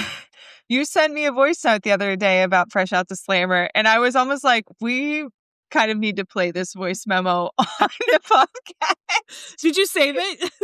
No, I didn't, but I should have. I don't know if you can still get it. I was feeling it. So funny. I was like, I was feeling it. I was like, we need to revisit, okay? Right. Because like, I was having a moment. You know how that happens, Swifties. You get it. Oh, yeah. Well, I've seen a couple of things of people being like, I'm so sad that Showgirl has to be part of Taylor's discography. Oh, grow up. Because they hate it so much. Like, can we settle down? Grow up. Grow up. Anyway. Fine. You're not allowed to shimmy at all when Opalite comes on, okay? Yeah. You're not allowed. For the Showgirl tour. We don't need you. Yeah. Ticket sales should be lighter then, I suppose. Yeah, I guess so. She'll just have all the new people that she brought in with the Showgirl album who weren't fans until Showgirl. Because she gathers new fans with every era. Yeah. She's always What did she say? collecting. She's collecting infinity stones. And Horcruxes. Horcruxes. Yeah. Oh. Anyway, the Okay. last line of this pre-chorus is, "Baby, that all ends tonight." And to me, this sounds like they're kind of like the Bad Blood music video. Like they're all about to like go into battle to take back their power or their Yeah. reputation. Mm-hmm. It's like, no, we're putting an end to this. It's happening. It's going down. Yeah. Yeah. Right. All right. Let's jump to the bridge. Yeah. Let's do the bridge. Okay. They stood by me before my exoneration. They believed I was innocent, so I'm not here for judgment, no. But if you can't be good, then just be better at it. Everyone's got bodies in the attic, or took somebody's man. We'll take you by the hand, and soon you'll learn the art of never getting caught. Yeah. Okay. I'm sorry. This is a good song. It's not my favorite, but it is. Yeah. The chorus is great. Yeah. And the Okay. bridge. They stood by me before my exoneration. Obviously, Taylor's referring to her own cancellation during the Kanye Snakegate of it all. Another Yeah. Taylor quote I think of, people will try to bring you down, but that's a sign that you're rising. We live in a world where everyone has the right to say anything about you, but you have the right to prove them wrong. Mm-hmm. Yeah. Okay? Yep. And that's why she was so excited for Blake, because she's like, you have receipts. Like, you can show that this was a targeted smear campaign against you. Yeah. And then it all fell apart anyway, and it's still ongoing. Unfortunately. Yeah. Yeah. They believed I was innocent, so I'm not here for judgment. Okay. Again, another quote. I was on my Taylor Swift quote grind. Okay. Yeah, I know. All right. You were pulling these out of thin air. Okay. So I thought of I'm not here for judgment. Like when Taylor was on Rep Tour, she performed Clean, and she always would give this speech before, like different, you know how she does. So she said, quote, "So I just looking back, this exact day a year ago, I was not playing a sold out stadium in Tampa. I was in a courtroom in Denver, Colorado. And honestly, I was there for a sexual assault case. And this day a year ago was the day that the jury decided in my favor and said that they believed me. And I don't want to. I guess I just think about the people that weren't believed and people who haven't been believed and the people who are afraid to speak up because they think they won't be believed. And I just wanted to say that I'm sorry to anyone whoever wasn't believed, because I don't know what turn my life would take if people didn't believe me when I said something had happened to me. And so I guess I just wanted to say that we have so much further to go. And I'm so grateful to you guys for being there for me during what was a really, really horrible part of my life. So I just wanted to say that. And I just wanted to say thank you for everything, and to thank you for, I know that when I meet you guys in meet and greets before and after shows, you guys tell me about all the hard times that you've been through in your life. And I really appreciate you trusting me with that information. And you've seen me go through so many ups and downs in my life due to the public nature of what my life is. And I just wanted to say I'm so happy to see you and to have you and to know you through the ups and downs in my life. So thank you for everything. Sorry, I haven't really talked about it. I'm just not really composed at all. Yeah, so I guess she kind of broke down a little bit at the end of that. Yeah. Yeah. Like, she's not here to judge people based off of snap decisions and hearsay, because she knows what it's like to not be believed and then be proven innocent. Yep. And yeah, in her sexual assault case, she was really lucky that people believed her, and she won that case for $1. She countersued for $1 to make a point, and she made her point. Yeah. So, yeah. So I'm not here for judgment. And that's what she said in her Showgirl movie thing too. Yeah. She's like, I'm not going to like judge someone that I know really well in my personal life based off of tabloids and headlines. Right. I'll believe it when I see that they're bad people. Right. Yeah. But if you can't be good, then just be better at it. I really like this line too, because I think she's saying, like, if you can't be good, like a good girl, like Taylor has talked a lot about trying to be a good girl and stuff, then just be better at it. And I think it here is like playing the game of Right. life in this way. Like, if you can't be a perfect good person in everyone's eyes, which is impossible, then you need to be better at playing the game. Play the game well. Yeah. Mhm. Everybody's got bodies in the attic. It's true. Everyone has those things. Everyone has dirty laundry that they hide. But it also Mhm. reminds me of this line. So all you kids can sneak into my house with all the cobwebs.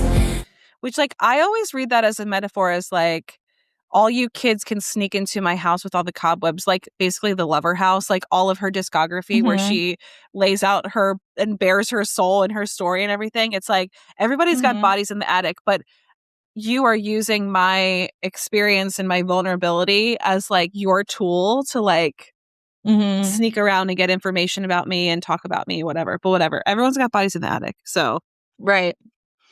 Yeah. We'll take you by the hand, and soon you'll learn the art of never getting caught. It's like, come join us in the join underworld. us in the underworld. We'll teach you the ways. Yep. Yeah. It's like nobody's perfect. So you have to be better at protecting yourself Yep. because you're not allowed to not be perfect. No. Not as a woman. So, no. Yeah. So you have to learn the art of never getting caught. Mm-hmm. And if you can't be good, you Yeah. just got to be good at the game. So, Right. Yeah. see, she's so many lessons learned. Yeah. All right. All right. Let's do chorus 3 and outro. Okay. It's a good thing I like my friends cancel. You know that I like 'em cloaked in Gucci and in scandal. Like my whiskey sour and poison thorny flows.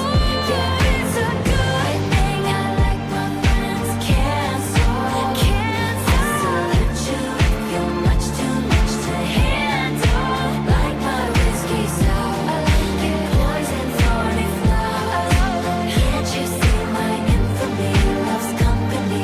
Now they broken you like they broken me, but a shattered glass is a lot more sharp. And now you know exactly who your friends are. You know who we are. We're the ones with matching scars. Mm-hmm. The one line I just highlighted because I realized this was, I think, the first place it showed up in the song is I salute you if you're much too much to handle. Yeah. Which I think that's so great because Yeah. how many of us have felt like we're just like too much, Uh-huh. you know? Yeah. And I'm sure Taylor feels like that all the time, like Oh. being the monster on the hill. Mm-hmm. Yeah. So she's saying, like, if you also feel like you're too much, I salute you. I see you. I see you, girl to girl. Come join my army. Yeah. You know? Also, can't you see my infamy loves company? I love that line. Like, because it's a play on misery loves company, but like Mhm. infamy, misery is like great. First of all, great, like switch up. But Mhm. it feels good to know when you're in like good company, like people who've been there beside you. So like infamy, like if you've been canceled, if you're the bad girl, if you're suddenly a villain in someone's story, like having someone beside you is like the best thing ever.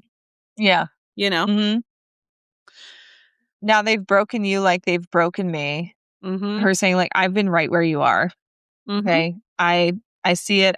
I've felt it. I get you. Yep. But a shattered glass is a lot more sharp, baby. Hell yeah. Yeah. That's one of my favorite lines. Uh-huh. Like, yeah, like when you're broken like that, you become wiser. You're Yep. sharp. You're savvier. You're maybe a little Mhm. bit more jaded, but you're more in tune with what's going on. You're less naive. Yeah. Now you know exactly who your friends are. You know who we are. We're the ones with matching scars. So. Yeah. And so for me, like going through our notes here, when we hit the end, I was like, whoa, this is actually really hitting me from an infertility perspective. Okay. Because as much as I'm like so grateful for everyone in my life who has been so supportive and stuff, one thing that is priceless is having friends who are in the thick of it with you Mm-hmm. with infertility and IVF, or who have at least been through it themselves. Because it's just a fact, like you just cannot fully understand unless you've been through it yourself. Right. And that's, kind of what Taylor is saying here. but like now they've broken you, like they've broken me, like being broken in the same way. Shattered glass is a lot more sharp. Like in anything in life, when we go through hard things, we typically come out stronger for it on the other side. And yeah, like we do have sharper edges from these things.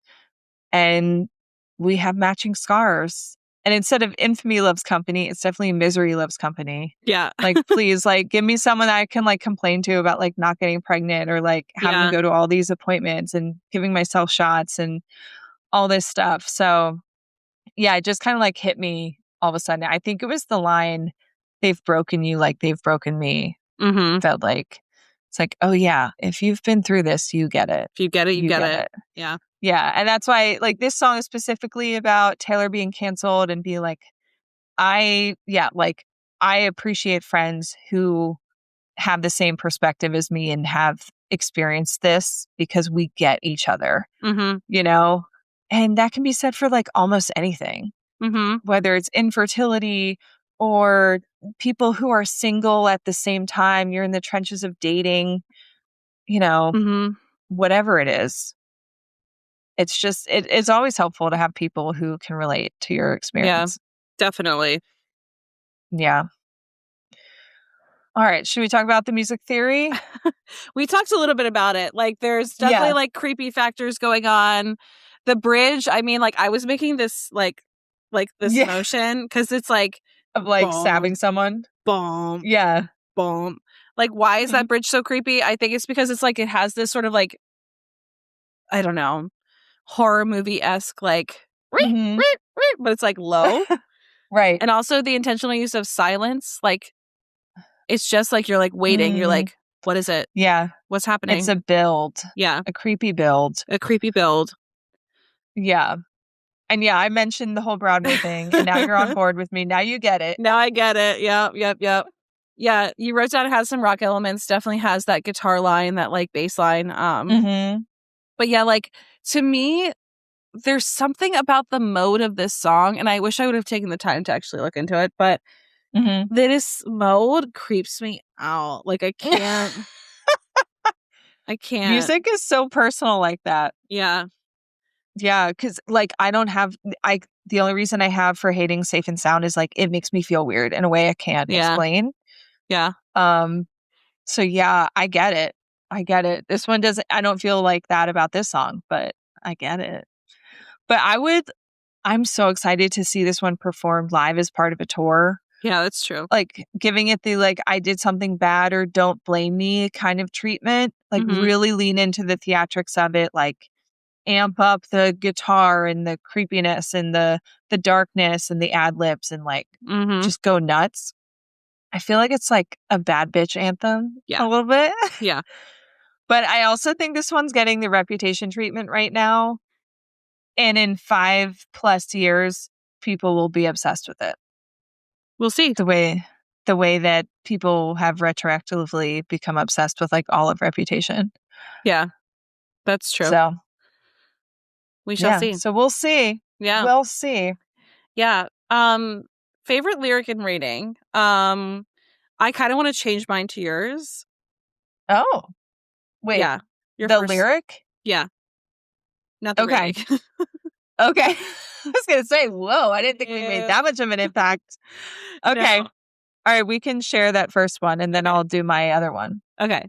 So we have a shared favorite lyric, which is this. Let me pull it up.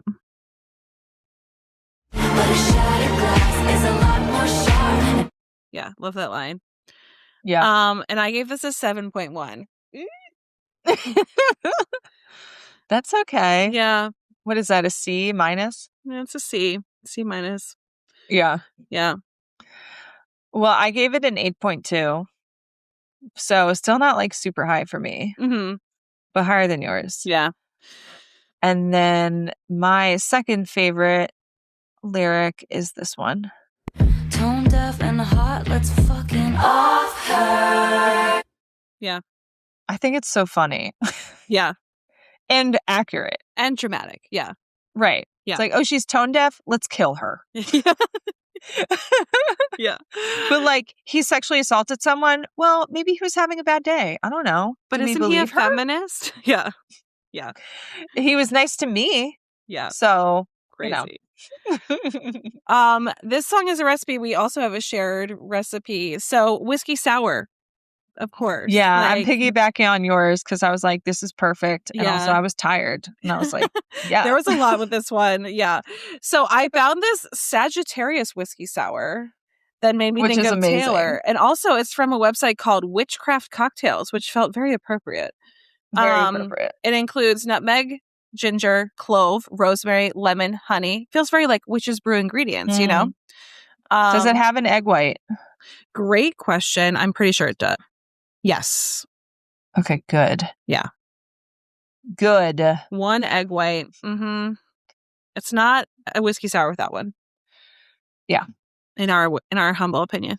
So my favorite drink of all time is an Amaro whiskey sour. Yum. Just for the record. Yum. Specifically the Luca sour at Luca in Lancaster. So good. Amazing. Ugh, don't even get me started. Adds to list. Right. Add it to the list. I man. think I need to start doing that because leading up to my next transfer, I'm trying to be really good about my diet. So it might be helpful for me, like when I think about something I want, just write it on a list and be like, okay, I'll have this later.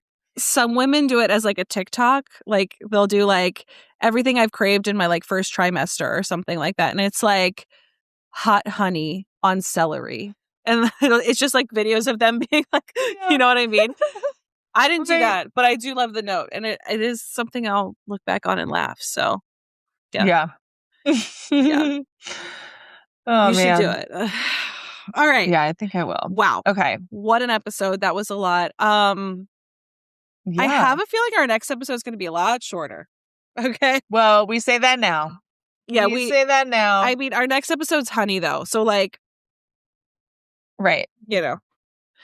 But But anyway, who knows what kind of drama might drop in the meantime. That is true. Although we're recording it pretty soon. So there's not that much time. Anything could happen. But yeah. Yeah, we're recording that in like 4 days. Yeah. So which I don't is know. soon for us. Yeah. Yeah. So anyway, but we both love honey though, so we're excited for that one. Yes, definitely. Big fan. Yeah, I guess we'll start our sign off. So okay. Oh, also I just want to say, like, obviously we talked about a lot with all the Blake Lively stuff, and we're not experts on this case. No. We're just people with opinions and Google.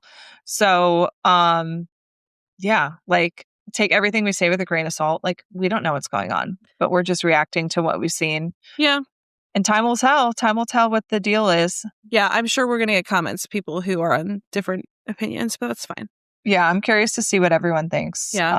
Let us know how you feel about this whole drama. Because it's messy. And it's still unfolding. So, yeah. All right. Well, on that note, thank you guys so much for joining. If you want to support the pod, give us a follow on Blank Plate Pod on TikTok, on Instagram, and follow us on YouTube. And you can, of course, chat with us there. Yeah, and check out our website at blankplatepodcast.com. You can email us at blankplatepod@gmail.com. And you can leave us a voicemail or text us at 717-382-8313. And if you're enchanted by what we're doing here, follow us on Patreon, which is linked in our show notes, or you can go there directly at patreon.com/blankplatepodcast. And we'll insert a clip of our most recent episode, which was about question. Yeah. Because on Patreon, we do a bonus episode every month, and we've been hitting Taylor's back catalog. Mm-hmm. So check that out. And until next time, we had the time of our lives with you. And you know, it's time to go. So bye. Bye. Got swept away in the gray. Yeah. To me, that's very like situationshipy, like the gray of not quite being something. It's like, are we dating? Are we not? Are we together? Are we trying to be together? Like, what are we doing? But also got swept away in the gray. If we're going to lean the Maddie Healy side, right? Gray is Joe, because right. you know, Grage is something she talks a lot about in Tortured Poets. I mean, blue is also something that is a color associated with Joe, but then later it basically becomes gray. But Right. but if you're Maddie Healy, Taylor got swept away in this relationship with Joe for a long time, where like that situationship is done. So she got swept away, and she's not interacting or thinking or being with this person. But I just may like to have a conversation now that you're in the room. Right. Like, yeah, I know I got swept away, but like, can we just talk? Yeah. Closure, please. That's why this verse is very Maddie Healy. But like, again, this There's could be also one of those Harry songs Styles stuff where too. like maybe she's writing about a similar experience of wanting closure, but for multiple experiences in her life. Yep. So like maybe verse 1 is more Harry Styles, verse 2 is more Maddie Healy. Right. These situationships or relationships that didn't end with closure, where it's like, I'm asking for it. Yeah. Yeah. Right. Which is probably the more likely. Probably. Yeah.